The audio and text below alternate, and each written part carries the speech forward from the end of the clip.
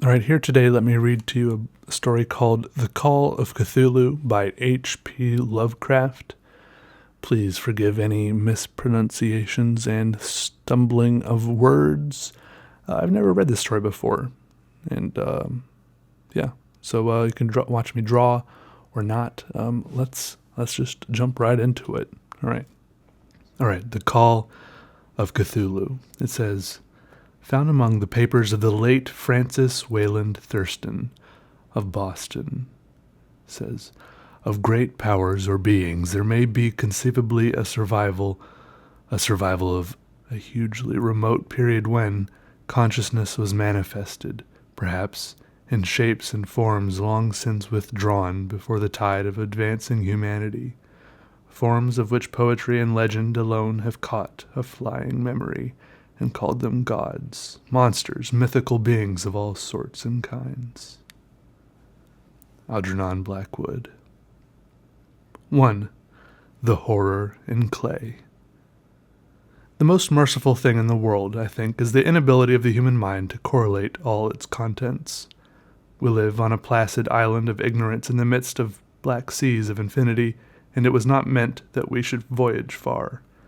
The sciences, each straining in its own direction, have hitherto harmed us little, but some day the piecing together of dissociated knowledge will open up such terrifying vistas of reality, and of our frightful position therein, that we shall either go mad from the revelation or flee from the deadly light into the peace and safety of a new dark age.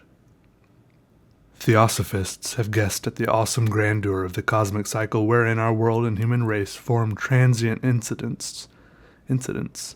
They have hinted at strange survivals in terms which would freeze the blood, if not masked by a bland optimism. But it is not from them that there came the single glimpse of forbidden eons, which chills me when I think of it, and maddens me when I dream of it. That glimpse, like all dread glimpses of truth, flashed out from an accidental piecing together of separated things, in this case an old newspaper item, and the notes of a dead professor. I hope that no one else will accomplish this piecing out.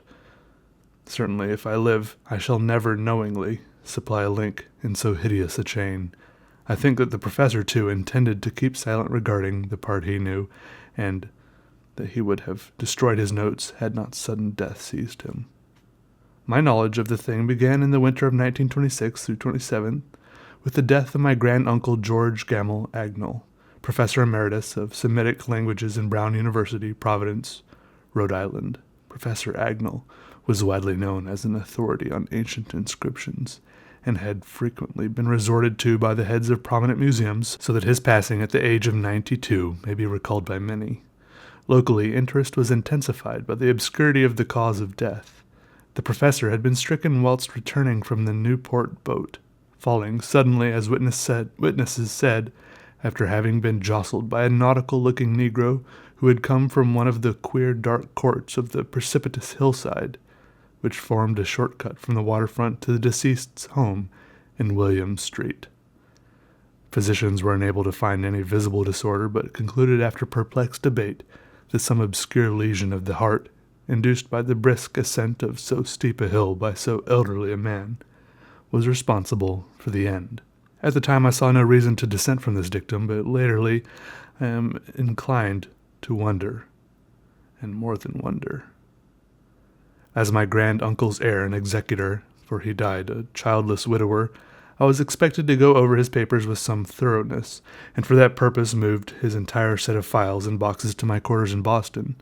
Much of the material, which I correlated, will be later published by the American Archaeological Society, but there was one box which I found exceedingly puzzling, and which I felt much averse from showing to other eyes. It had been locked, and I did not find the key till it occurred to me to examine the personal ring which the professor carried always in his pocket. Then I succeeded in opening it, but when I did so, seemed only to be confronted by a greater and more closely locked barrier. For what could be the meaning of the queer clay bas-relief and the disjointed jottings, ramblings, and cuttings which I found? Had my uncle in his latter years become credulous of the most superficial impostures? I resolved to search out the eccentric sculptor responsible for this apparent disturbance of an old man's peace of mind. The bas-relief was a rough rectangle, less than an inch thick and about 5 by 6 inches in area, obviously of modern origin. Its designs, however, were far from modern in atmosphere and suggestion, for although the vagaries of cubism and futurism are many and wild, they do not often reproduce that cryptic regularity which lurks in prehistoric writing. And writing of some kind, the bulk of these designs seems certainly to be, though my memory, despite much familiarity with the papers and collections of my uncle, failed in any way to identify this particular species, or even to hint at its remotest affiliations. Above these apparent hieroglyphics was a figure of evidently pictorial intent, though its impressionistic execution forbade a very clear idea of its nature. It seemed to be a sort of monster, or symbol representing a monster, of a form which only a diseased fancy could conceive. If I say that my somewhat extravagant imagination yielded simultaneous pictures of an octopus, a dragon, and a human caricature, I shall not be unfaithful to the spirit of the thing. A pulpy, tentacled head surmounted a grotesque and scaly body with rudimentary wings. But it was the general outline of the whole which made it most shockingly frightful. Behind the figure was a vague suggestion of a cyclopean architectural background. The writing accompanying this oddity was, aside from a stack of press cuttings, in Professor Agnell's most recent hand, and made no pretense to literary style. What seemed to be the main document was headed Cthulhu Cult in characters painstakingly printed to avoid the erroneous reading of a word so unheard of. The manuscript was divided into 2 sections, the first of which was headed 1925, Dream and Dreamwork of H.A. Wilcox, 7 Thomas Street, Providence, Rhode Island, and the second, Narrative of Inspector John R. LeGrasse, 121 Bienville Street, New Orleans, Louisiana, at 1908 AAS meeting. Notes on same and Professor Webb's account. The other manuscript papers were all brief notes, some of them accounts of the queer dreams of different persons, some of them citations from theosophical books and magazines, notably W. Scott Eliot's Atlantis and The Lost Lemuria, and the rest comments on long-surviving secret societies and hidden cults with references to passages in such mythological and anthropological source books as Fraser's Golden Bough and Miss Murray's Witch Cult in Western Europe. The cuttings largely alluded to outre-mental illnesses and outbreaks of group folly or mania in the spring of 1925. The first half of the principal manuscript told a very peculiar tale. It appears that on March 1st, 1925, a thin, dark young man of neurotic and excited aspect had called upon Professor Agnell, bearing the singular clay bas-relief, which was then exceedingly damp and fresh. His card bore the name of Henry Anthony Wilcox, and my uncle had recognized him as the youngest son of an excellent family slightly known to him, who had latterly been studying sculpture at the Rhode Island School of Design and living alone at the Fleur-de-Lis building near that institution. Wilcox was a precocious youth of known genius but great eccentricity, and had from childhood excited attention through the strange stories and odd dreams he was in the habit of relating. He called himself psychically hypersensitive, but the staid folk of the ancient commercial city dismissed him as merely queer. Never mingling much with his kind, he had dropped gradually from social visibility and was now known only to a small group of aesthetes from other towns. Even the Providence Art Club, anxious to preserve its conservatism, had found him quite hopeless. On the occasion of the visit, ran the professor's manuscript, the sculptor abruptly asked for the benefit of his host's archaeological knowledge in identifying the hieroglyphics on the bas-relief. He spoke in a dreamy, stilted manner which suggested pose and alienated sympathy, and my uncle showed some sharpness in replying, for the conspicuous freshness of the tablet implied kinship with anything but archaeology. Young Wilcox's rejoinder, which impressed my uncle enough to make him recall and record it verbatim, was of a fantastically poetic cast, which must have typified his whole conversation, and which I have found highly characteristic of him. He said, "It is new, indeed, for I made it last night in a dream of strange cities, and dreams are older than brooding Tyre, or the contemplative Sphinx, or garden-girdled Babylon." It was then that he began that rambling tale which suddenly played upon a sleepy memory and won the fevered interest of my uncle. There had been a slight earthquake tremor that night before, the most considerable felt in New England for some years, and Wilcox's imagination had been keenly affected. Upon retiring, he had an unprecedented dream of great cyclopean cities of Titan blocks and sky-flung monoliths, all dripping with green ooze and sinister with latent horror. Hieroglyphics had covered the walls and pillars, and from some undetermined point below had come a voice that was not a voice, a chaotic sensation which only fancy would transmute into a sound, but which he attempted to render by the almost unpronounceable jumble of letters. Cthulhu. This verbal jumble was the key to the recollection which excited and disturbed Professor Agnell. He questioned the sculptor with scientific minuteness and studied with almost frantic intensity the bas-relief on which the youth had found himself working, chilled and clad only in his night-clothes, when waking had stolen bewilderingly over him. My uncle blamed his old age, Wilcox afterwards said, for his slowness in recognizing both hieroglyphics and pictorial design. Many of his questions seemed highly out of place to his visitor, especially those which tried to connect the latter with the strange cults or societies, and Wilcox could not understand the repeated promises of silence, which he was offered in exchange for an admission of membership in some widespread mystical or paganly religious body.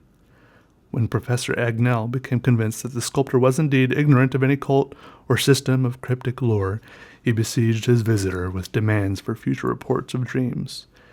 This bore regular fruit, for after the first interview the manuscript records daily calls of the young man, during which he related startling fragments of nocturnal imagery whose burden was always some terrible cyclopean vista of dark and dripping stone with a subterranean voice, or intelligence shouting monotonously, and enigmatical sense impacts, uninscribable save as gibberish.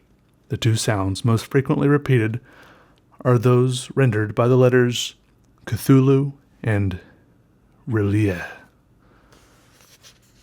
On March 23rd, the manuscript continued, Wilcox failed to appear, and inquiries at his quarters revealed that he had been stricken with an obscure sort of fever and taken to the home of his family in Waterman Street.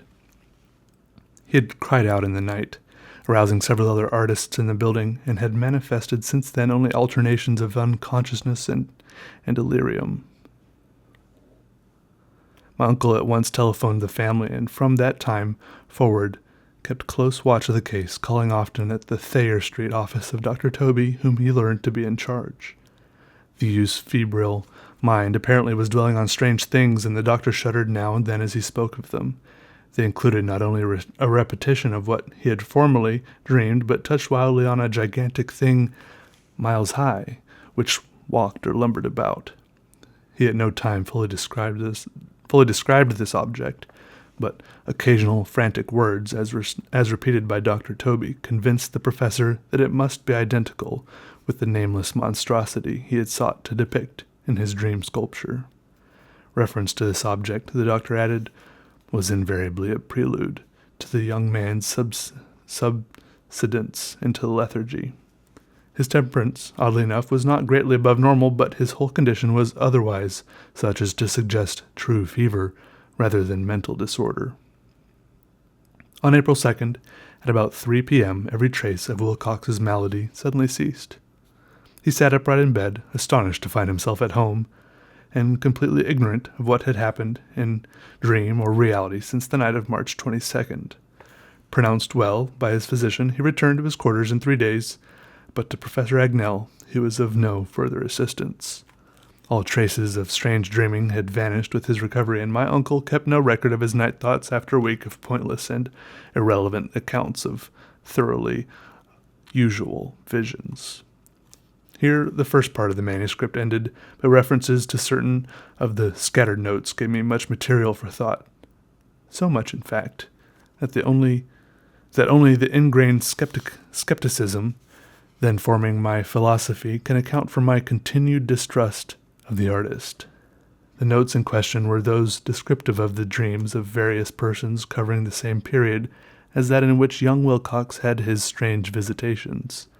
My uncle, it seems, had quickly instituted a prodigiously far-flung body of inquiries amongst nearly all the friends whom he could question without impertinence, asking for nightly reports on their dreams and the dates of any notable visions for some time past. The reception of his request seems to have been varied, but he must, at the very least, have received more responses than any ordinary man could have handled without a secretary. This original correspondence was not preserved, but his notes formed a thorough and really significant digest. Average people in society and business, New England's traditional salt of the earth, gave an almost completely negative result.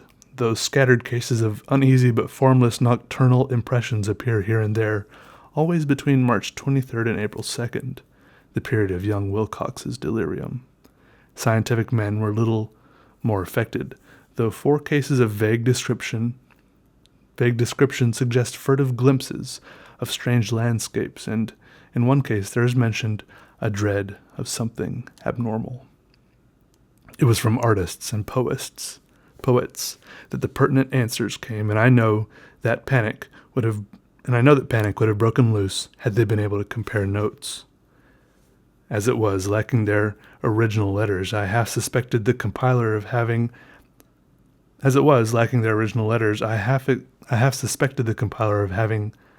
asked leading questions, or of having edited the correspondence in corroboration of what he had latently resolved to see.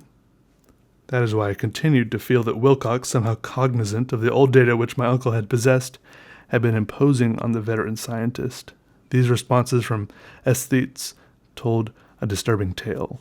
From February 28th to April 2nd, a large proportion of them had dreamed very bizarre things, the intensity of the dreams being immeasurably stronger during the period of the sculptor's delirium.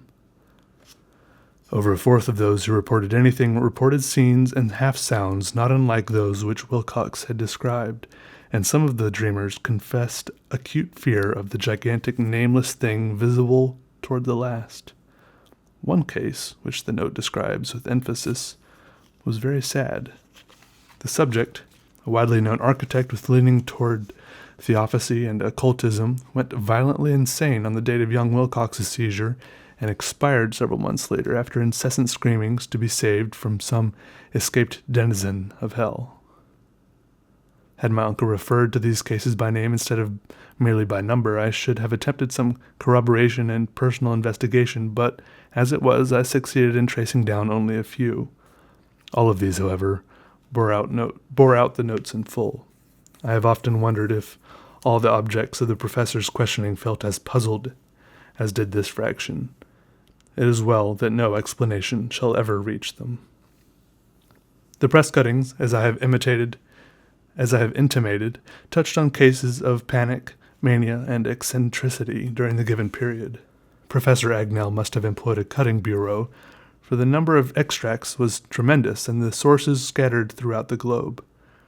Here was a nocturnal suicide in London, where a lone sleeper had leapt from a window after a shocking cry. Here, likewise, was a rambling letter to the editor of a paper in South America, where a fanatic deduces a dire future from visions he has seen. A dispatch from California describes a theosophist colony as donning white robes en masse for some glorious fulfillment, which never arrives, whilst items from India speak guardedly of serious native unrest toward the end of March. Voodoo orgies multiplying in Haiti and African outposts report ominous mutterings. American officers in the Philippines find certain tribes bothersome about this time, and New York policemen are mobbed by hysterical Levantines on the night of March 22nd through 23rd. The west of Ireland, too, is full of wild rumor and legendary, and a fantastic painter named Ardois Bonneau Ardois Bonneau hangs a blasphemous dream landscape in Paris, in the Paris Salon, Spring Salon of 1926. And so numerous are the recorded troubles in insane asylums that only a miracle can have stopped the medical fraternity from noting strange parallelisms and drawing mystified conclusions. A weird bunch of cuttings, all told, and I can, at this date, scarcely envisage the callous rationalism with which I set them aside. But I was then convinced that young Wilcox had known of the older matters mentioned by the professor. Part 2. The Tale of Inspector Legras. The older matters which had made the sculptor's dream and bas-relief so significant to my uncle formed the subject of the second half of his long manuscript. Once before, it appears, Professor Agnell had seen the hellish outlines of the nameless monstrosity, puzzled over the unknown hieroglyphics, and heard the ominous syllables which can be rendered only as Cthulhu. And all this in so stirring and horrible a connection that it is small wonder that he pursued young Wilcox with queries and demands for data. The earlier experience had come in 1908, 17 years before, when the American Archaeological Society held its annual meeting in St. Louis. Professor Agnell, as befitted one of his authority and attainments, had a prominent part in the deliberations, and was one of the first to be approached by the several outsiders who took advantage of the convocation to offer questions for correct answering and problems for expert solution. The chief of these outsiders, and in a short time the focus of interest for the entire meeting, was a commonplace-looking middle-aged man who had traveled all the way from New Orleans for certain special information unobtainable from any local source. His name was John Raymond Legras, and he was by profession inspector of police. With him, he bore the subject of his visit, a grotesque, repulsive, and apparently very ancient stone statuette, whose origin he was at a loss to determine. It must not be fancied that Inspector Legras had the least interest in archaeology. On the contrary, his wish for enlightenment was prompted by purely professional considerations. The statuette, idol, fetish, whatever it was, had been captured some months before in the wooded swamps south of New Orleans during a raid on a supposed voodoo meeting, and so singular and hideous were the rites connected with it that the police could not but realize that they had stumbled on a dark cult totally unknown to them, and infinitely more diabolic than even the blackest of the African voodoo circles. Of its origin, apart from the erratic and unbelievable tales extorted from the captured members, absolutely nothing was to be discovered, hence the anxiety of the police for any antiquarian lore which might help them to place the frightful symbol, and through it tracked down the cult to its fountainhead. Inspector Legras was scarcely prepared for the sensation which his offering created. One side of the thing had been enough to throw the assembled men of science into a state of tense excitement, and they lost no time in crowding around him to gaze at the diminutive figure whose utter strangeness and air of genuinely abysmal antiquity hinted so potently at unopened and archaic vistas. No recognized school of sculpture had animated this terrible object, yet centuries and even thousands of years seemed recorded in its dim and greenish surface of unplaceable stone. The figure, which was finally passed slowly from man to man for close and careful study, was between 7 and 8 inches in height and of exquisitely artistic workmanship. It represented a monster of vaguely anthropoid outline, but with an octopus-like head whose face was a mass of feelers, a scaly, rubbery-looking body, prodigious claws on hind and forefeet, and long, narrow wings behind. This thing, which seemed instinct with a fearsome and unnatural malignancy, was of a somewhat bloated corpulence, and squatted evilly on a rectangular block or pedestal covered with undecipherable characters. The tips of the wings touched the back edge of the block. The seat occupied the center, whilst the long, curved claws of the double-up, crouching hind legs gripped the front edge and extended a quarter of the way down toward the bottom of the pedestal. The cephalopod head was bent forward so that the ends of the facial feelers brushed the backs of the huge forepaws which clasped the croucher's elevated knees. The aspect of the whole was abnormally lifelike, and the more subtly fearful because its source was so totally unknown. Its vast, awesome, and incalculable age was unmistakable, yet not one link did it show with any known type of art belonging to civilization's youth, or indeed to any other time.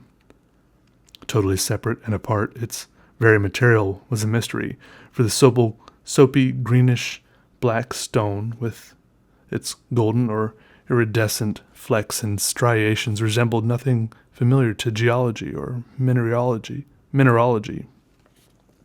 The characters along the base were equally baffling, and no member present, despite a representation of half the world's expert learning in this field, could form the least notion of even the remotest linguistic kinship.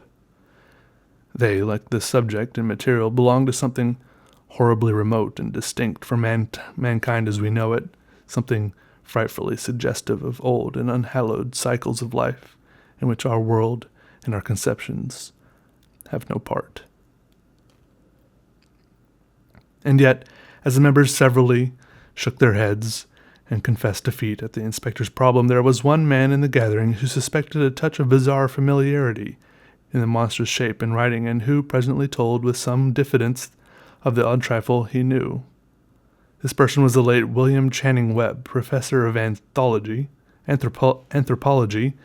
in Princeton University, and an explorer of no slight note. Professor Webb had been engaged 48 years before in a tour of Greenland and Iceland in search of some runic inscriptions which he failed to unearth, and whilst high up on the west Greenland coast had encountered a singular tribe or cult of desperate Eskimo, whose religion, a curious form of devil worship, chilled him with its deliberate bloodthirstiness and repulsiveness. It was a faith of which other Eskimo knew little, and which they mentioned only with shudders, saying that it had come down from horribly ancient eons before ever the world was made. Besides nameless rites and human sacrifices, there were certain queer hereditary rituals addressed to a supreme elder devil or Tornasoak, and of this Professor Webb had taken a careful phonetic copy from an aged Angakok, or wizard priest, expressing the sounds in Roman letters as best he knew how. But just now of prime significance was the fetish which this cult had cherished, and around which they danced when the aurora leaped high over the ice cliffs.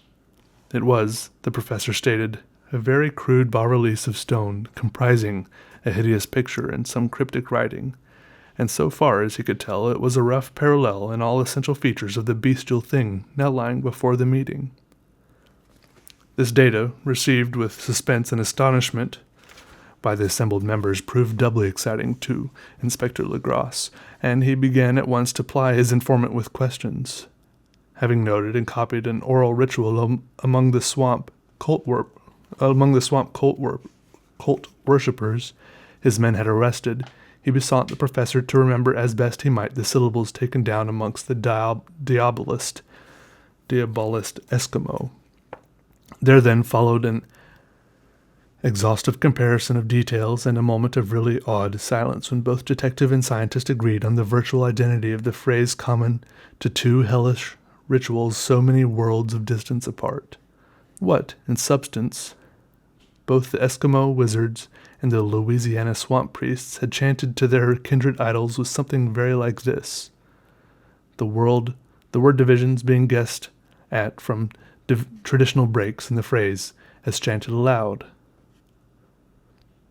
Pafinguli malangfuav Cthulhu relie moi lag kafan. Legrasse had at one point in advance of Professor Webb, for several among his mongrel prisoners had repeated to him what older celebrants had told them the words meant. This text, as given, ran something like this. In his house at Relie, dead Cthulhu waits dreaming. And now, in response to a general and urgent demand, Inspector Legrasse related as fully as possible his experience with the swamp worshippers, telling a story to which I could see my uncle attach profound significance. It savored of the wildest dreams of myth-maker and theosophist, and disclosed an astonishing degree of cosmic imagination among such half-caste and pariahs as might be expected to possess it. On November 1st, 1907, there had come to the New Orleans police a frantic summons from the swamp and lagoon country to the south. The squatters there, mostly primitive but good-natured descendants of Lafitte's men, were in the grip of stark terror from an unknown thing which had stolen upon them in the night. It was voodoo, apparently, but voodoo of a more terrible sort than they had ever known, and some of their women and children had disappeared since the malevolent tom-tom had begun its incessant beating far within the black haunted woods where no dweller ventured. There were insane shouts and harrowing screams, soul-chilling chants and dancing devil flames, and, the frightened messenger added, the people could stand it no more. So a body of 20 police, filling 2 carriages and an automobile, had set out in the late afternoon, with the shivering squatter as a guide. At the end of the passable road they alighted, and for miles splashed on in silence through the terrible cypress woods where day never came. Ugly roots and malignant hanging nooses of Spanish moss beset them, and now and then a pile of dank stones or fragment of a rotting wall intensified by its hint of morbid habitation, a depression which every malformed tree and every fungus islet combined to create.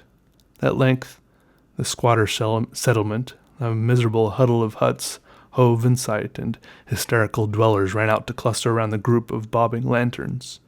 The muffled beat of tom-toms was now faintly audible far, far ahead, and a curdling shriek came at infrequent intervals when the wind shifted. A reddish glare, too, seemed to filter through the pale undergrowth beyond endless avenues of forest night. Reluctant, even to be left alone again, each one of the cowed squatters refused point-blank to advance another inch toward the scene of unholy worship, so Inspector Legrasse and his 19 colleagues plunged on, unguided, into black arcades of horror that none of them had ever trod before. The region now entered by the police was one of traditionally evil repute, substantially unknown and untraversed by white men. There were legends of a hidden lake unglimpsed by mortal sight in which dwelt a huge, formless white polypus thing with luminous eyes, and squatters whispered that bat-winged devils flew up out of caverns in inner earth to worship it at midnight. They said it had been there before d'Iberville, before La Salle, before the Indians, and before even the wholesome beasts and birds of the woods. It was nightmare itself, and to see it was to die. But it made men dream, and so they knew enough to keep away. The present voodoo orgy was, indeed, on the merest fringe of this abhorred area, but that location was bad enough, hence perhaps the very place of the worship had terrified the squatters more than the shocking sounds and incidents. Only poetry or madness could do justice to the noises heard by Legrasse's men as they plowed on through the black morass toward the red glare and the muffled tom-toms. There are vocal qualities peculiar to men and vocal qualities peculiar to beasts, and it is terrible to hear the one when the source should yield the other. Animal fury and orgiastic license here whipped themselves to demoniac heights by howls and squawking ecstasies that tore and reverberated through those nighted woods like pestilential tempests from the gulfs of hell. Now and then, less organized ululation would cease, and from what seemed a well-drilled chorus of hoarse voices would rise and sing-song, chant that hideous phrase or ritual, F'nguli Molgnaf Cthulhu Rulie Wangdalafakvtang. Then the men, having reached a spot where the trees were thinner, came suddenly in sight of the spectacle itself. 4 of them reeled, 1 fainted, and 2 were shaken into a frantic cry, which the mad cacophony of the orgy fortunately deadened. Legrasse dashed swamp water on the face of the fainting man, and all stood trembling and nearly hypnotized with horror. In a natural glade of the swamp stood a grassy island of perhaps an acre's extent, clear of trees and tolerably dry. On this now leaped and twisted a more indescribable horde of human abnormality than any but a Siam or an Angarola could paint. Void of clothing, this hybrid spawn were braying, bellowing, and writhing about a monstrous ring-shaped bonfire, in the center of which, revealed By occasional rifts in the curtain of flame stood a great granite monolith, some 8 feet in height, on top of which, incongruous with its diminutiveness, rested the noxious carven statuette. From a wide circle of 10 scaffolds set up at regular intervals, with the flame-girt monolith as a center, hung, head downward, the oddly marred bodies of the helpless squatters who had disappeared. It was inside this circle that the ring of worshippers jumped and roared, the general direction of the mass motion being from left to right, an endless bacchanal between the ring of bodies and the ring of fire. It may have been only imagination, and it may have been only echoes which reduced one of the men, an excitable Spaniard, to fancy he heard antiphonal responses to the ritual from some far and unillumined spot deeper within the wood of ancient legendary and horror. This man, Joseph D. Galvez, I later met and questioned, and he proved distractingly imaginative. He indeed went so far as to hint of the faint beating of great wings and of a glimpse of shining eyes and a mountainous white bulk beyond the remotest trees, but I suppose he had been hearing too much native superstition. Actually, the horrified pause of the men was of comparatively brief duration.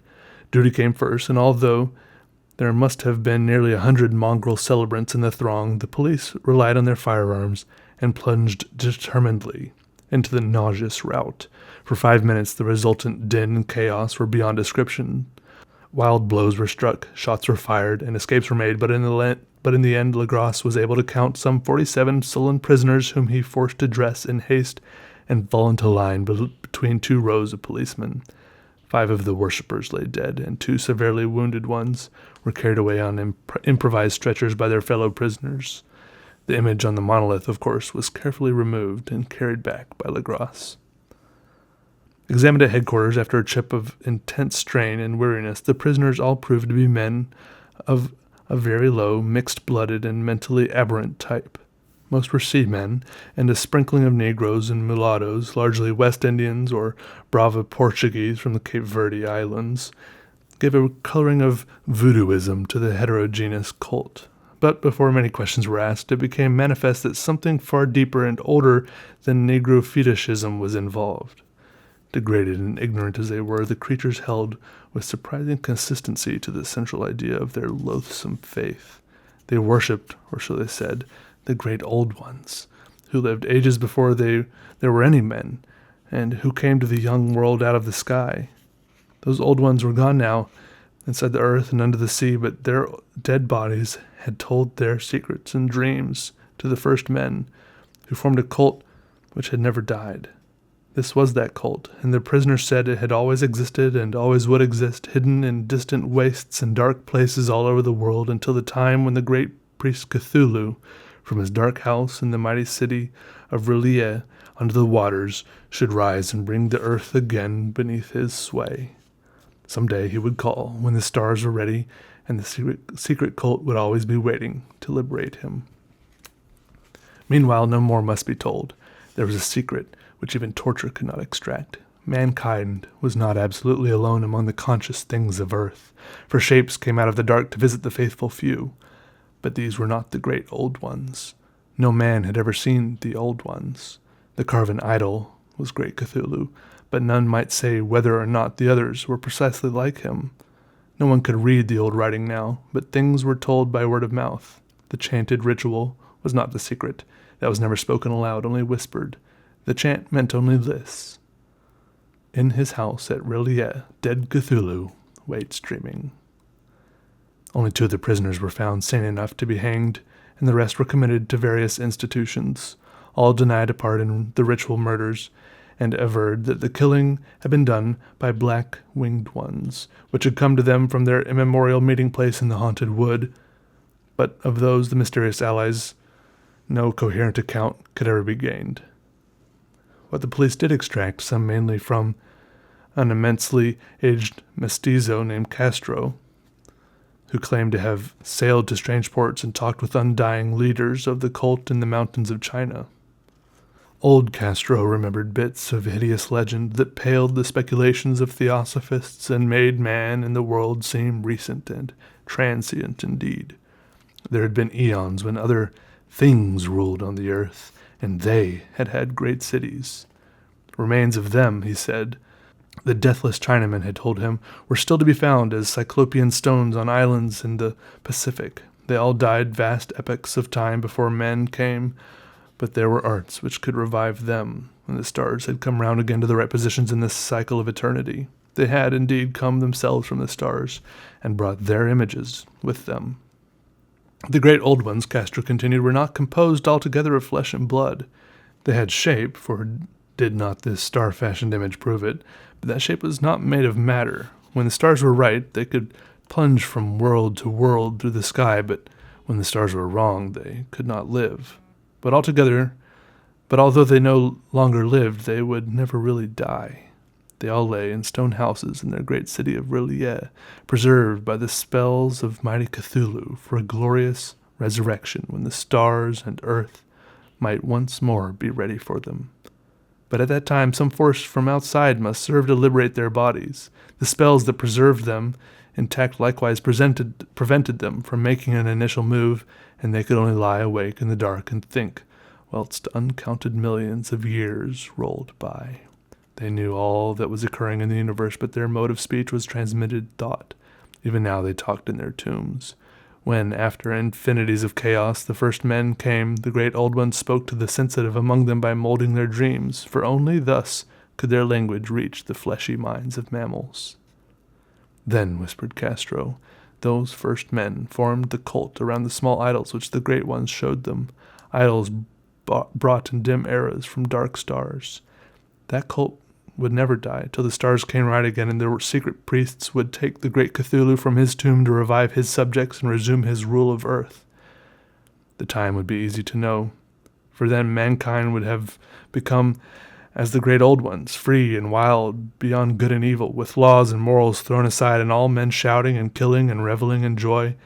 Then the liberated old ones would teach them new ways to shout and kill and revel and enjoy themselves, and all the earth would flame with a holocaust of ecstasy and freedom. Meanwhile, the cult, by appropriate rites, must keep alive the memory of those ancient ways and shadow forth the prophecy of their return. In the elder time, chosen men had talked with the entombed old ones in dreams, but then something had happened. The great stone city in Realtime, with its monoliths and sepulchres, had sunk beneath the waves, and the deep waters, full of the one primal mystery through which not even thought can pass, had cut off this spectral intercourse. But memory never died, and high priests said that the city would rise again when the stars were right. Then came out of the earth the black spirits of the earth, moldy and shadowy and full of dim rumors picked up in caverns beneath forgotten sea bottoms. But of them old Castro dared not speak much. He cut himself off hurriedly, and no amount of persuasion or subtlety could elicit more in this direction. The size of the old ones, too, he curiously declined to mention. Of the cult, he said that he thought the center lay amid the pathless deserts of Arabia, where Iram, the city of pillars, dreams hidden and untouched. It was not allied to the European witch cult and was virtually unknown beyond its members. No book had ever really hinted of it, though the deathless Chinaman said that there were double meanings in the Necronomicon of the mad Arab Abdul al-Hazred, which the initiated might read as they chose, especially the much-discussed couplet, "That is not dead which can eternal lie, and with strange aeons even death may die." Legras, deeply impressed and not a little bewildered, had inquired in vain concerning the historic affiliations of the cult. Castro apparently had told the truth when he said that it was wholly secret. The authorities at Tulane University could shed no light upon either cult or image, and now the detective had come to the highest authorities in the country and met with no more than the Greenland tale of Professor Webb. The feverish interest aroused at the meeting by Legras's tale, corroborated as it was by the statuette, is echoed in the subsequent correspondence of those who attended, although scant mention occurs in the formal publications of the society. Caution is the first care of those accustomed to face occasional charlatanry and imposture. Legras for some time lent the image to Professor Webb, but at the latter's death it was returned to him and remains in his possession, where I viewed it not long ago. It is truly a terrible thing, and unmistakably akin to the dream sculpture of young Wilcox.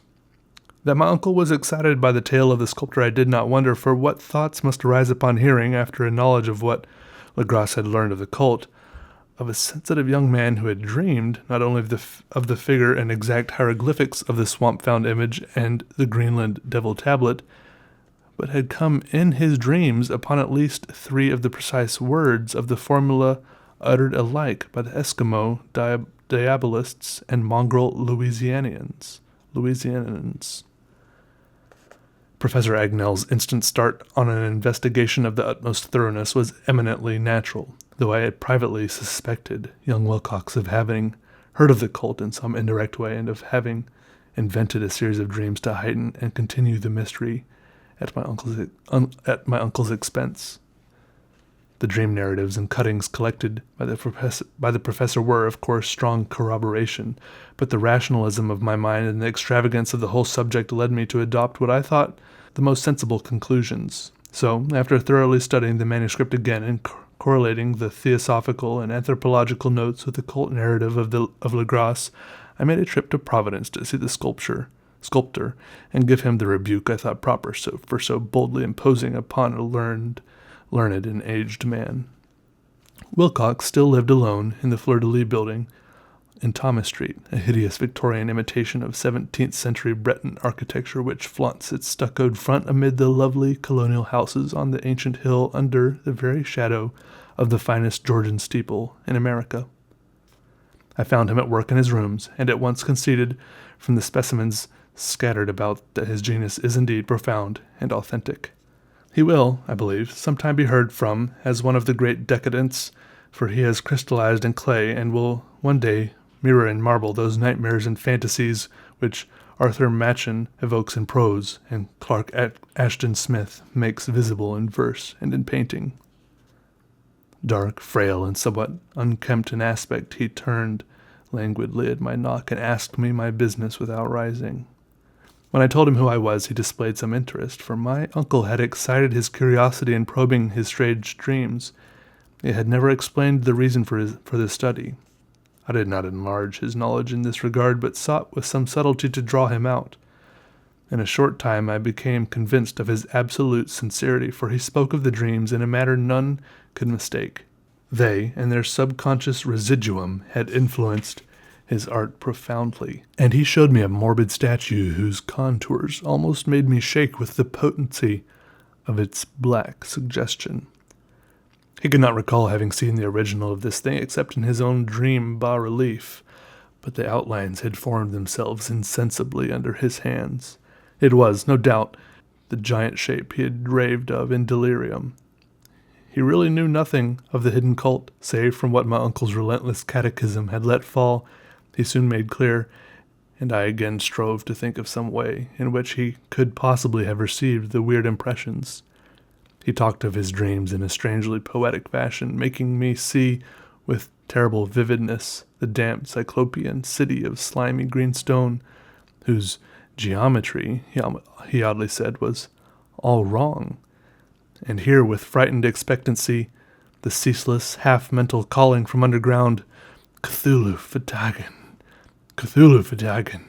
These words had formed part of that dread ritual which told of dead Cthulhu's dream vigil in his stone vault at Rillier, and I felt deeply moved despite my rational beliefs.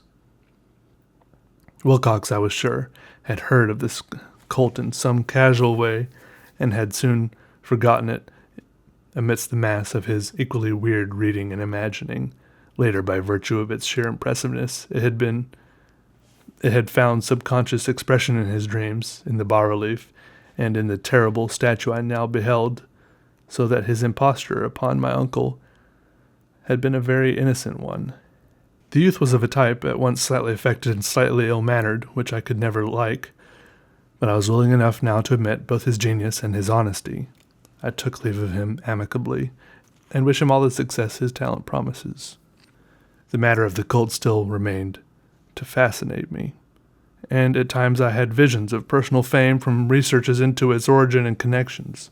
I visited New Orleans, talked with Legras and others of that old-time raiding party, saw the frightful image, and even questioned such of the mongrel prisoners as still survived. Old Castro, unfortunately, had been dead for some years. What I now heard so graphically at first hand, though it was really no more than a detailed confirmation of what my uncle had written, excited me afresh, for I felt sure that I was on the track of a very real, very secret, and very ancient religion whose discovery would make me an anthropologist of note. My attitude was still one of absolute materialism, as I wish it still were, and I discounted with almost inexplicable perversity the coincidence of all the dream notes and odd cuttings collected by Professor Agnell. One thing I began to suspect, and which I now fear I know, is that my uncle's death was far from natural. He fell on a narrow hill leading up from an ancient waterfront swarming with foreign mongrels after a careless push from a Negro sailor. I did not forget the mixed blood and marine pursuits of the cult members in Louisiana, and would not be surprised to learn of secret methods and poison needles as ruthless and as anciently known as the cryptic rites and beliefs.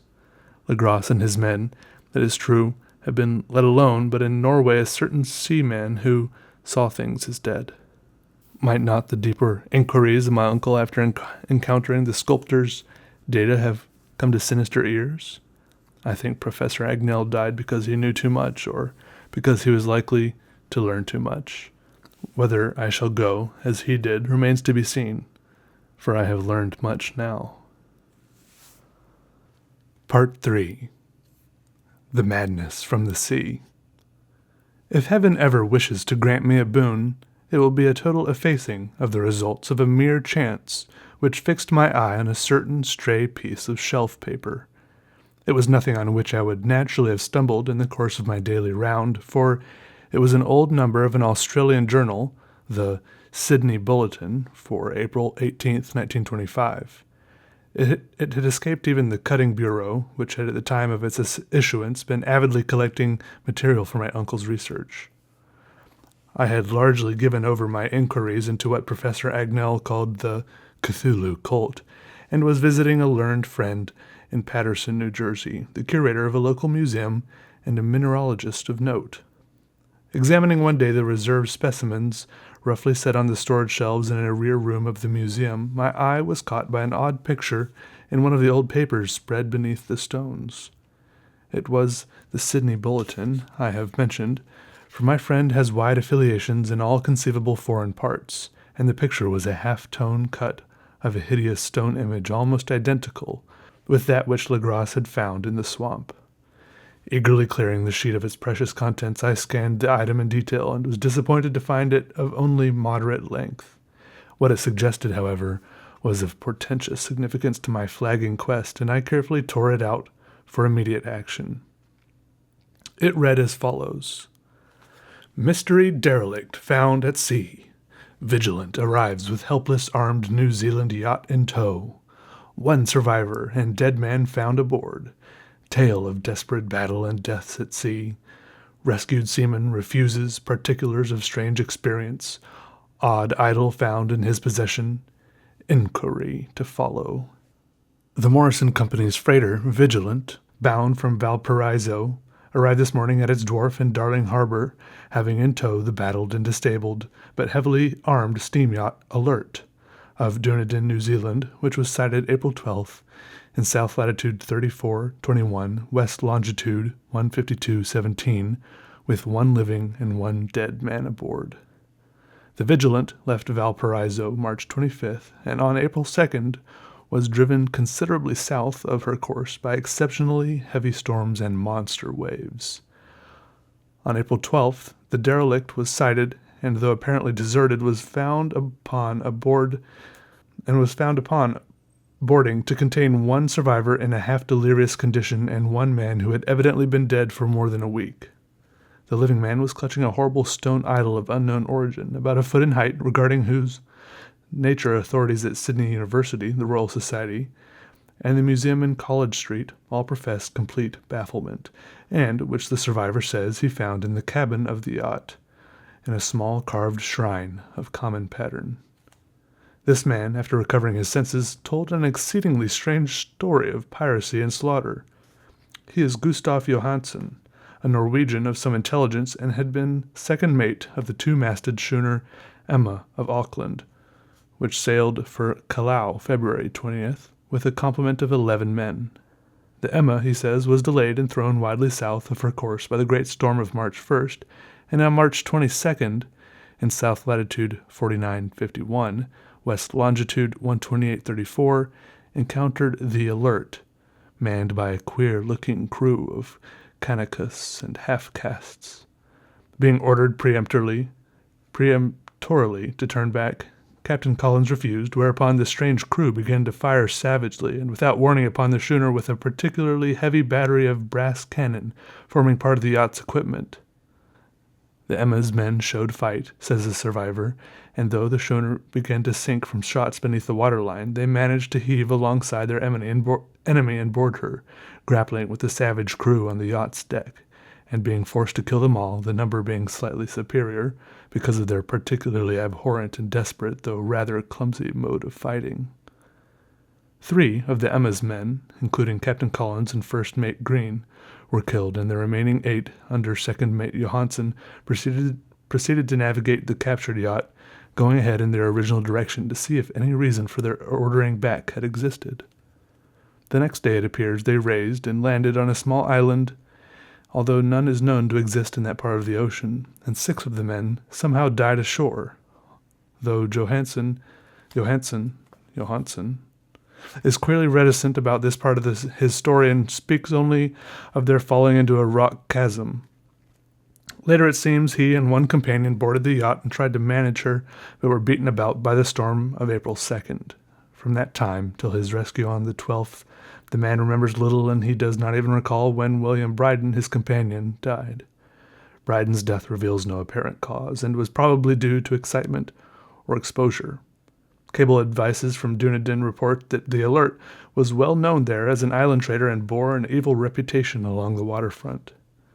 It was owned by a curious group of half-castes whose frequent meetings and night trips to the woods attracted no little curiosity, and it had set sail in great haste just after the storm and earth tremors of March 1st. Our Auckland correspondent gives the Emma and her crew an excellent reputation, and Johansen is described as a sober and worthy man. The Admiralty will institute an inquiry on the whole matter beginning tomorrow, at which every effort will be made to induce Johansen to speak more freely than he has done hitherto.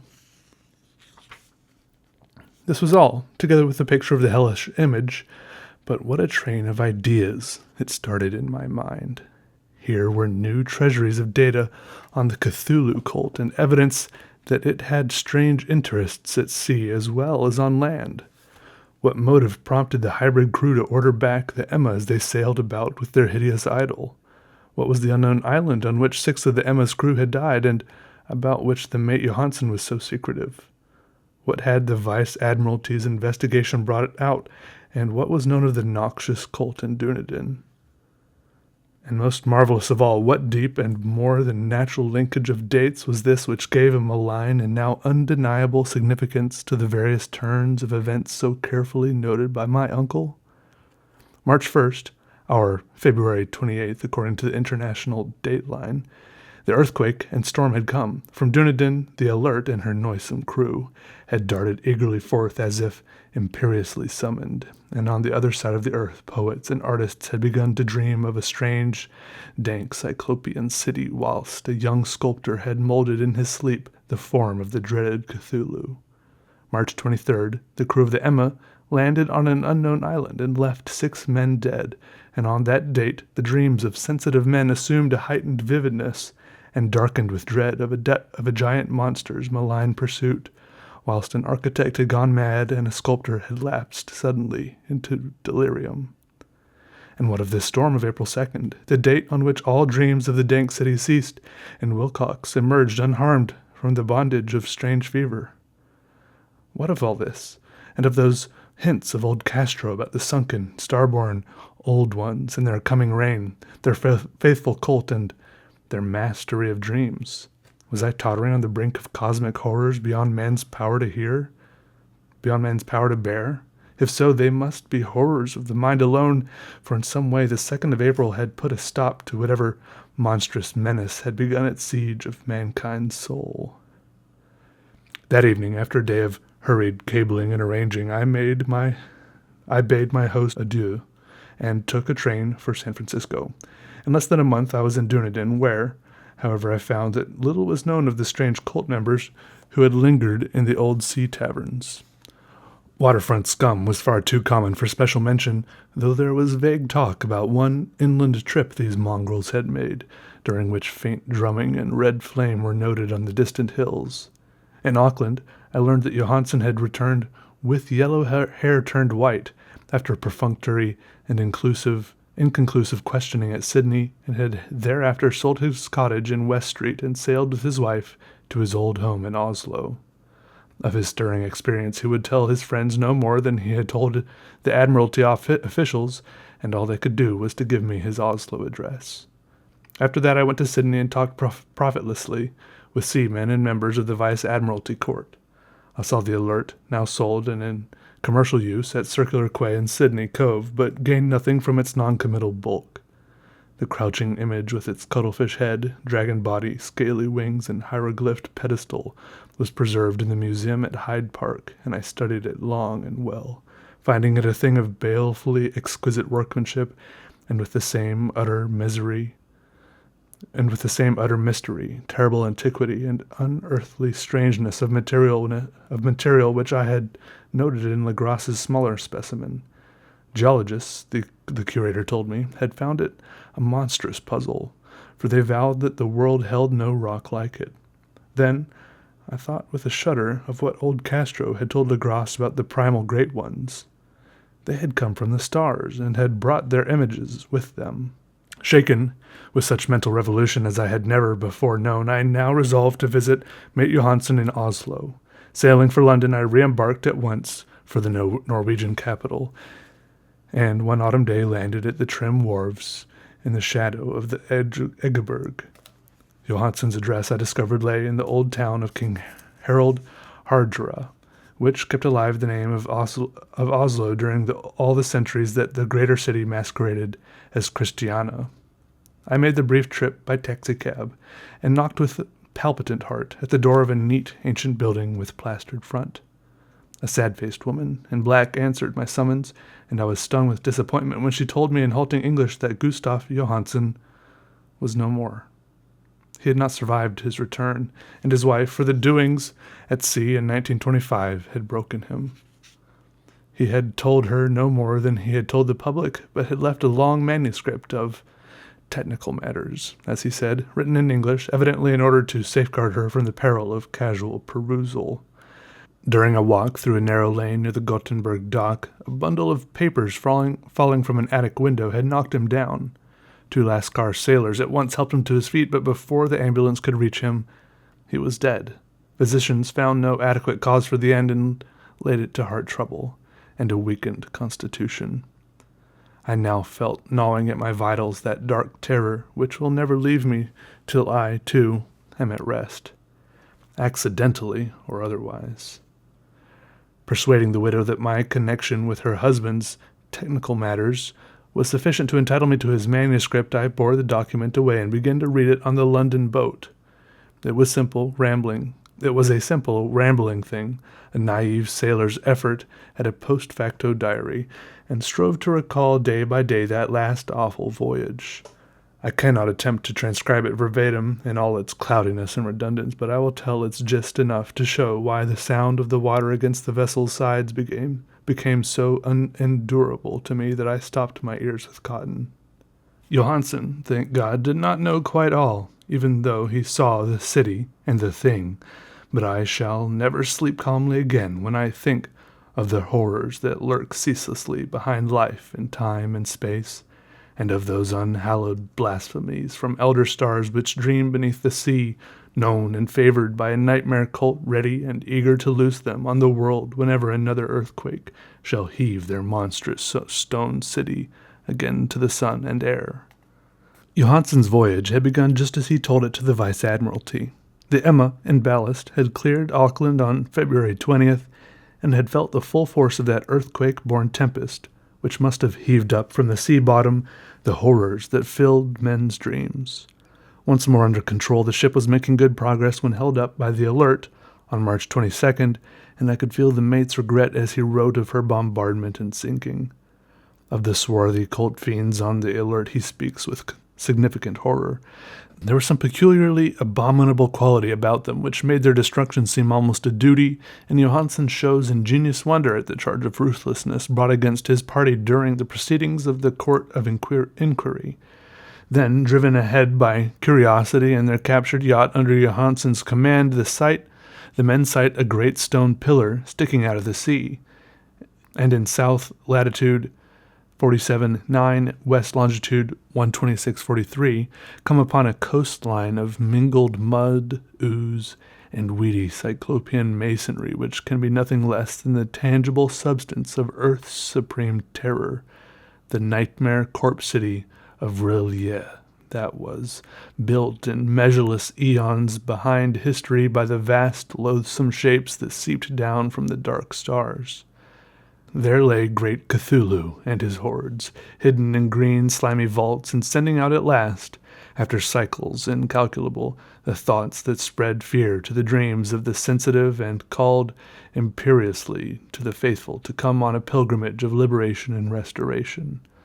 All this Johansen did not suspect, but God knows he soon saw enough.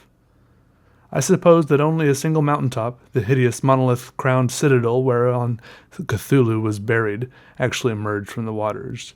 When I think of the extent of all that may be brooding down there, I almost wish to kill myself forthwith. Johansen and his men were awed by the cosmic majesty of this dripping Babylon of elder demons, and must have guessed without guidance that it was nothing of this or of any sane planet.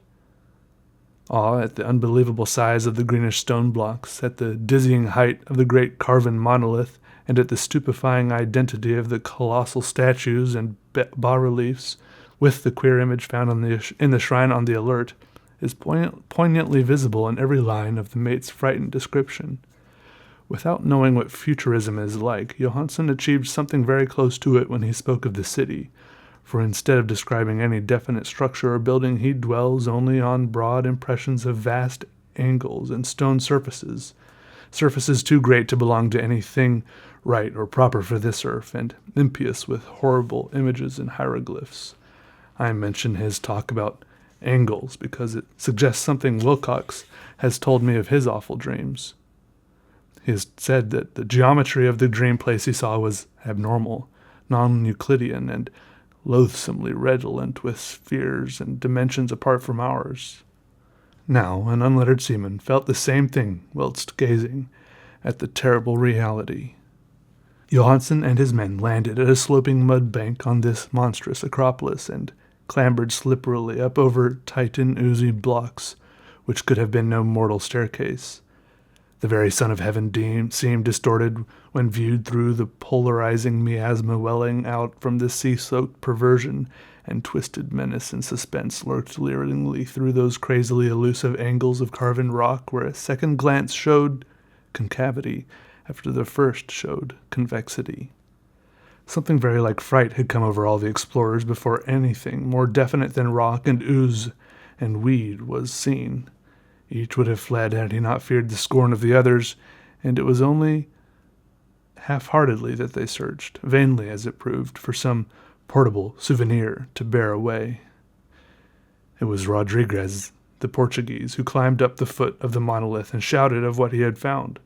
The rest followed him and looked curiously at the immense carved door with the now familiar squid dragon bas-relief. It was, Johansen said, like a great barn door, and they all felt that it was a door because of the ornate lintel, the threshold, and jambs about it, though they could not decide whether it lay flat like a trapdoor or slantwise like an outside cellar door.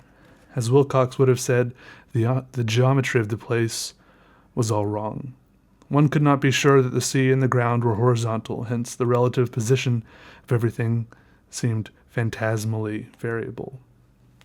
Bryden pushed at the stone in several places without result. Then Donovan felt it over delicately around the edge, pressing at each point separately as he went. He climbed interminably along the grotesque stone molding, that is, one would call it climbing if the thing was not after all horizontal, and the men wondered how any door in the universe could be so vast.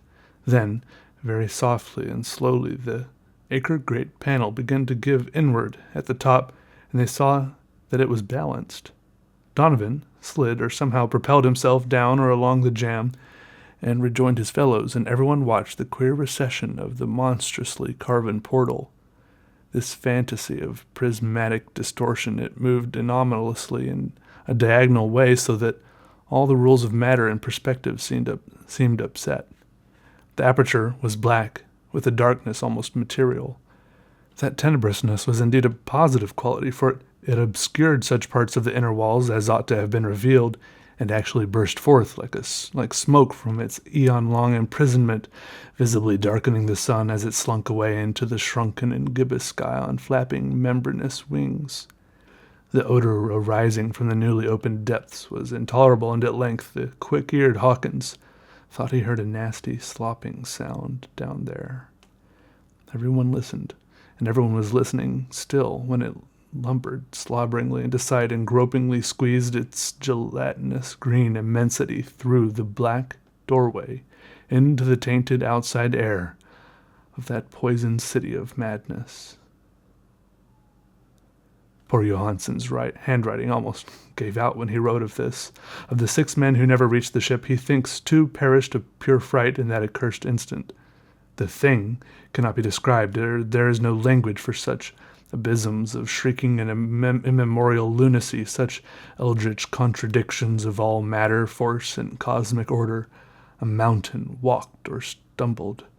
God, what wonder that across the earth a great architect went mad, and poor Wilcox raved with fever in that telepathic instant.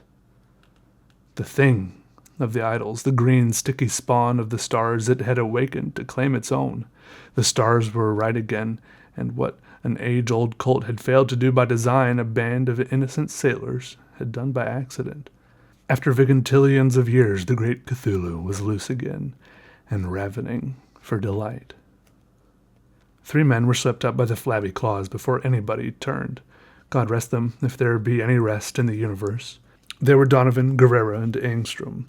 Parker slipped as the other 3 were plunging frenziedly over the endless vistas of green-crusted rock to the boat, and Johansen swears he was swallowed up by an angle of masonry which shouldn't have been there, an angle which was acute but behaved as if it was obtuse.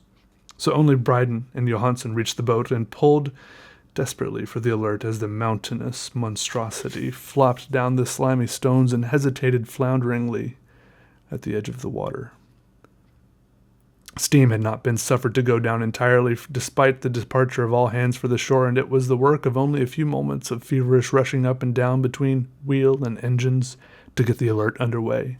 Slowly, amidst the distorted horrors of that indescribable scene, she began to churn the lethal waters, whilst on the masonry of that charnel shore that was not of the earth, the Titan thing from the stars slavered and gibbered like Polypheme cursing the fleeing ship of Odysseus. Then, bolder than the storied Cyclops, great Cthulhu slid greasily into the water and began to pursue with vast, wave-raising strokes of cosmic potency. Bryden looked back and went mad, laughing shrilly as he kept on laughing at intervals till death found him one night in the cabin, whilst Johansen was wandering deliriously. But Johansen had not given out yet. Knowing that the thing could surely overtake the Alert until steam was fully up, he resolved on a desperate chance, and, setting the engine for full speed, ran lightning-like on deck and reversed the wheel. There was a mighty eddying and foaming in the noisome brine, and as the steam mounted higher and higher, the brave Norwegian drove his vessel head-on against the pursuing jelly, which rose above the unclean froth like the stern of a demon galleon.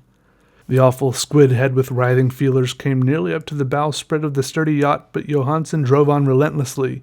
There was a bursting as of an exploding bladder, a slushy nastiness as of a cloven sunfish, a stench as of 1,000 open graves, and a sound that the chronicler would not put on paper. For an instant the ship was befouled by an acrid and blinding green cloud, and then there was only a venomous seething astern, where, God in heaven, the scattered plasticity of that nameless sky spawn was nebulously recombining in its hateful original form, whilst its distance widened every second as the alert gained impetus from its mounting steam. That was all. After that, Johansen only brooded over the idol in the cabin and attended to a few matters of food for himself and the laughing maniac by his side. He did not try to navigate after the first bold flight, for the reaction had taken something out of his soul. Then came the storm of April 2nd and a gathering of the clouds about his consciousness. There's a sense of spectral whirling through liquid gulfs of infinity, of dizzying rides through reeling universes on a comet's tail, and of hysterical plunges from the pit to the moon and from the moon back again to the pit, all livened by a cachinnating chorus of the distorted, hilarious elder gods and the green, bat-winged, mocking imps of Tartarus. Out of that dream came rescue. The Vigilant, the Vice-Admiralty Court, the streets of Dunedin, the long voyage back home to the old house by the Edgeberg. He could not tell. They would think him mad. He would write of what he knew before death came, but his wife must not guess. Death would be a boon, if only it could blot out the memories. That was the document I read, and now I have placed it in the tin box beside the bas-relief and the papers of Professor Agnell. With it shall go this record of mine, this test of my own sanity, wherein is pieced together that which I hope may never be pieced together again. I have looked upon all that the universe has to hold of horror, and even the skies of spring and the flowers of summer must ever afterward be poison to me. But I do not think my life will be long. As my uncle went, as poor Johansen went, so shall I go. I know too much, and the cult still lives. Cthulhu still lives too, I suppose, in that chasm of stone which has shielded him since the sun was young. His accursed city is sunken once more, for the Vigilant sailed over the spot after the April storm, but his ministers on earth still bellow and prance and slay around idol-capped monoliths in lonely places. He must have been trapped by the sinking whilst within his black abyss, or the world would by now be screaming with fright and frenzy. Who knows the end? What has risen may sink, and what has sunk may rise. Loathsomeness waits and dreams in the deep, and decay spreads over the tottering cities of men. A time will come, but I must and cannot think. Let me pray that, if I do not survive this manuscript, my executors may put caution before audacity and see that it meets no other eye.